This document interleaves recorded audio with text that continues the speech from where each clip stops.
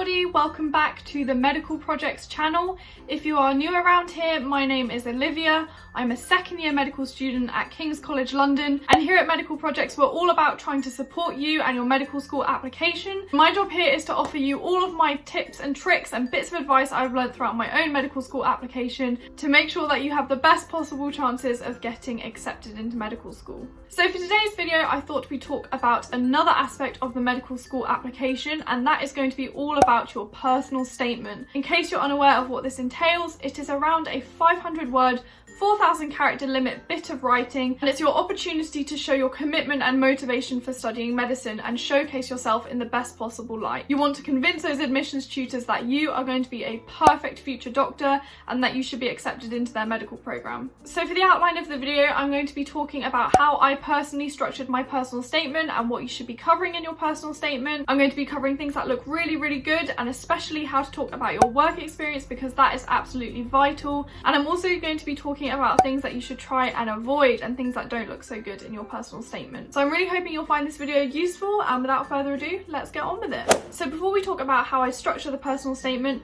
a lot of you often ask, well, if I'm applying to 4 medical schools and the 5th choice is my, for example, backup option of biomedical sciences, do I have to write a separate personal statement? And the answer to that is no. You only have to write one personal statement, and you can centre that entirely around medicine, and biomedical sciences courses and other courses will understand that this was your backup option. So you really don't need to create another personal statement or tailor your personal statement to account for applying to biomedical sciences, for example. Another thing I want to say before we start is that it's really important to try and research what universities are looking for in their personal statements. So in general, you know, they're all looking for your motivation for studying medicine and things like that, but different universities place emphasis on different aspects of the personal statement, and that's something you can find out by doing a quick Google search. Now let's talk about how I structure my personal statement so that you can get some inspiration from me if you so wish. Obviously, it goes without saying, I'm not an expert and you can choose to, write it how you would like to. But if you're sat there thinking, I have no idea where to start, this is quite a good place. So paragraph 1 is going to be your introduction. And my golden rule with this paragraph is that it shouldn't be too long, but it should answer, why do you want to study medicine? What is your personal motivation? And also, why not another healthcare profession? Try and infer that in this paragraph. The reason I say that is because if you say something as generic as, I want to study medicine to help people, they will call you out on it in an interview and say, why not a nurse? Why not a HCA? Why not a banker? They're all helping people. Now with this section, whilst I've said it's good for it to be a personal reason, I do want to point out that it does not have to be to do with a traumatic event that you've experienced, for example. It doesn't have to be a really personal story about how someone in your family has been unwell. And whilst those are completely legitimate reasons for wanting to do medicine, don't feel pressured to make something up that hasn't happened. It can just be a case of, I really enjoy biology and I've explored this avenue a bit more with my work experience and I've decided that this is truly the right career for me. As with everything in the medical school application process, just be honest, speak your truth and speak it coherently and clearly, and that will come across perfectly fine. My top tips for this section is to avoid redundant phrases. So things like I have a passion for science, or I have a passion for studying human biology, or I want to help people. Not because they're not legitimate reasons for studying medicine, because they certainly are, but they're going to be reasons that the admissions tutors have read over and over and over again, and so you want to try and make your personal statement as unique as possible. Paragraph 2 is going to be your most important paragraph, so listen in carefully, because this is the paragraph where I believe you should be discussing your work experience, but most importantly, what your work experience has taught you. And so in my opinion, this paragraph should be all about your understanding of the attributes necessary to be a good doctor. In this section, your work experience should be things like shadowing opportunities you've had, if you've seen any cool surgeries, or if you've just been on a hospital ward shadowing a junior doctor. Maybe it's something you've done voluntarily, so maybe you've assisted with some meal times in a hospice, for example. Or have you done some work in a care hospice or as part of the St. John's ambulance team? Anything like this. And the reason this section is so important is because it shows your commitment to medicine.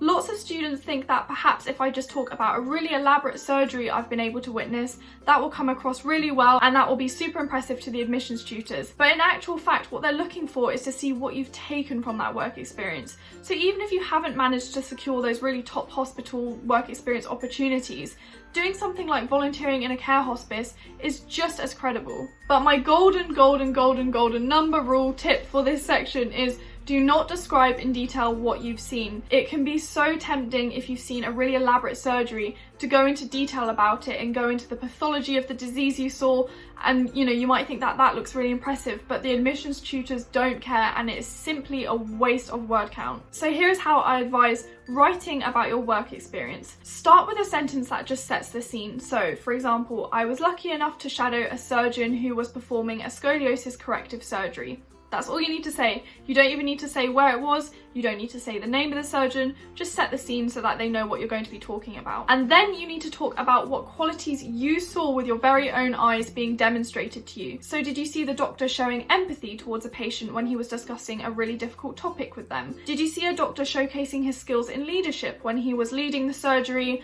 and working with a bunch of nurses and scrub nurses and anaesthetists? How was the doctor showing respect for the patient? So these are all the kind of qualities that are important in order to be a good doctor that you need to be identifying. And then take it a step further and tell the admissions tutors how you've shown them yourself.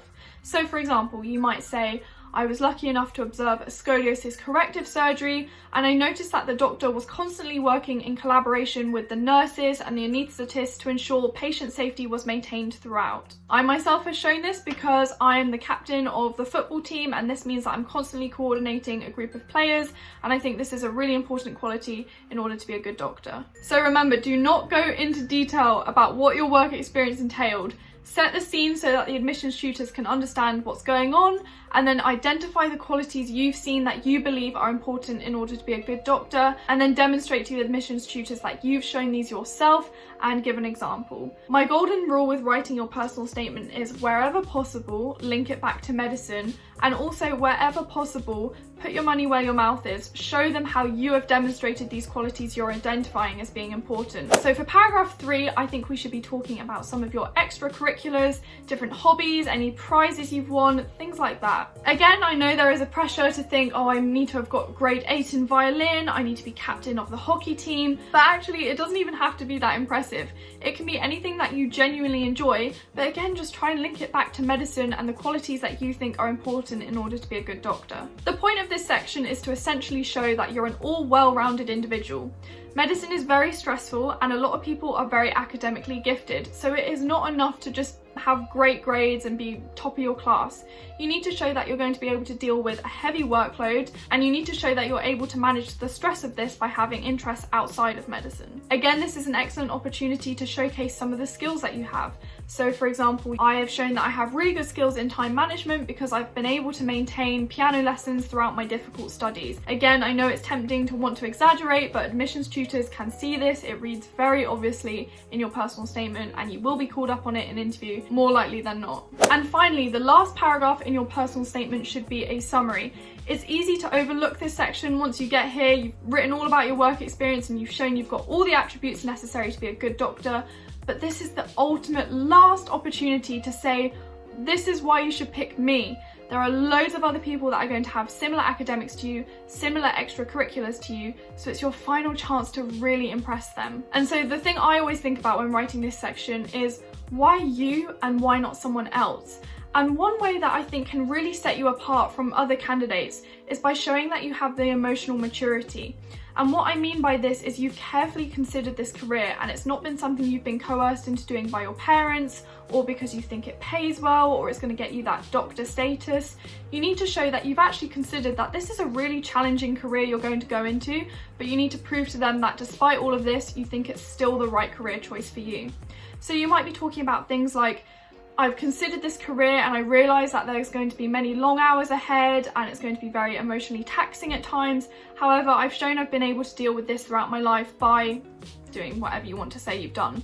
And I think by doing this, it just sets you apart from other candidates because often people have a tendency to kind of over-glamorize medicine and medical school. And so I think it's really important to show that actually, you know, sometimes medicine isn't great and there are many downsides to the job, but overall there are way more positives and that makes it a very fulfilling career. So now we've spoken about how I would advise you to write your personal statement and some things you should be considering, I thought we'd briefly touch upon some common mistakes and pitfalls that students often fall into. So firstly, like I said earlier, avoid those redundant phrases and cliches because whilst they are probably true, They're just overused and they're really repetitive, and admissions tutors will just get bored of reading them. Next, do not lie. You might choose to talk about a book that you've read that really inspired you to pursue medicine. I think I spoke about one in my personal statement. But anything you put on that bit of paper has the potential to come up in interview, and it will almost be a certain rejection if you've lied on your personal statement. Next, avoid plagiarism.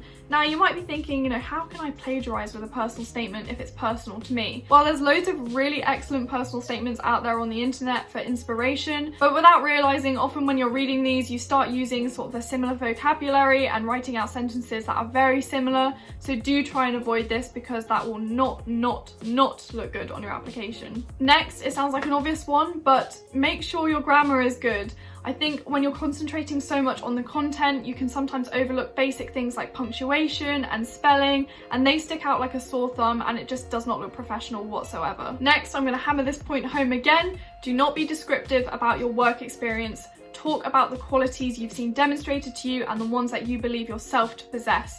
Do not go into detail, it's just a waste of word count. Try not to glamorize the job, and I think you can get around this by incorporating the bits that I spoke about in the summary, where you can discuss the downsides of medicine and talk about how you're going to overcome these, or why you think that despite this all, it's still going to be the career for you. And finally, avoid being arrogant. Arrogance just doesn't come across very well, but also don't be so humble that you're coming across as underconfident. It's kind of finding that middle ground, and by just redrafting and getting people's opinions on how you're coming across in your personal statement, that's going to really help. So those are my top tips for writing your personal statement. It is such an important component of the medical school application process, so do make sure you're dedicating time towards it and redrafting it where necessary. I hope you guys found this video informative and helpful, and if you haven't done so already, make sure you subscribe to the Medical Projects YouTube channel. We've got loads more content for you guys.